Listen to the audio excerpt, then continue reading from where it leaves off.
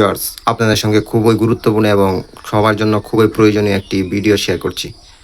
প্রথমে দেখতে পাচ্ছেন আমার এই মোবাইলের ওয়ালপেপারটি। এই ওয়ালপেপারটি আমি লাইভ ওয়ালপেপার কীভাবে করলাম, অর্থাৎ এই যে এরকম ওয়ালপেপার থেকে আমি কীভাবে এরকম করলাম, এটা আপনাদেরকে এই ভিডিওতে আমি দেখাবো। এজন্য সুন্দরভাবে এই ভিডিওটি দেখুন, আপনাদের সারা জীবন কাজে লাগবে এবং সুন্দর হয়ে যাবে মোবাইলটি। এজন্য আপনারা টিকটক অ্যাকাউন্টটিতে প্রথমে প্রবেশ করবেন। অ্যাপে প্রবেশ করার পর এখানে সার্চ অপশন দেখতে পাবেন উপরে, এখানে ক্লিক করে এখানে লিখবেন লাইভ ওয়ালপেপার, সার্চ করবেন। লাইভ ওয়ালপেপার সার্চ করার পর অনেকগুলো অপশন দেখতে পাবেন, এখান থেকে যে কোনো একটি ওয়ালপেপার সিলেক্ট করবেন। এগুলো লাইভ ওয়ালপেপার। এখান থেকে আপনার এখানে একটা নিচে শেয়ার বাটনটি দেখতে পাবেন। এই শেয়ার বাটনটিতে ক্লিক করে এই যে নিচের লাইনটিকে স্ক্রল করবেন, করে একটি অপশন খুঁজে পাবেন যে সেট অ্যাজ ওয়ালপেপার নামের অপশন। এখানে ইনস্টল অপশনে ক্লিক করবেন।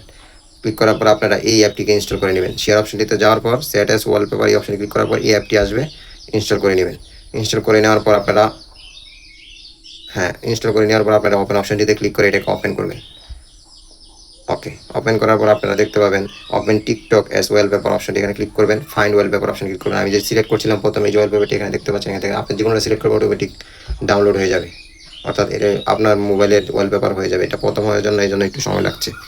পরবর্তীতে এরকম সময় লাগবে, একটা ক্লিক হয়ে যাবে। সেট অ্যাজ ওয়ালপেপার অপশনটিতে ক্লিক করবেন। তারপর ক্লিক করবেন আপনারা যেটা চান, হোম স্ক্রিন চান নাকি home screen and lock screen, যেখানে ইচ্ছা সেখানে ক্লিক করবেন। অটোমেটিক আপনারা যে দেখতে পাচ্ছেন আমার অটোমেটিক আমার এই মোবাইলের সাথে যুক্ত হয়ে গেছে ক্লিক করার সঙ্গে সঙ্গে।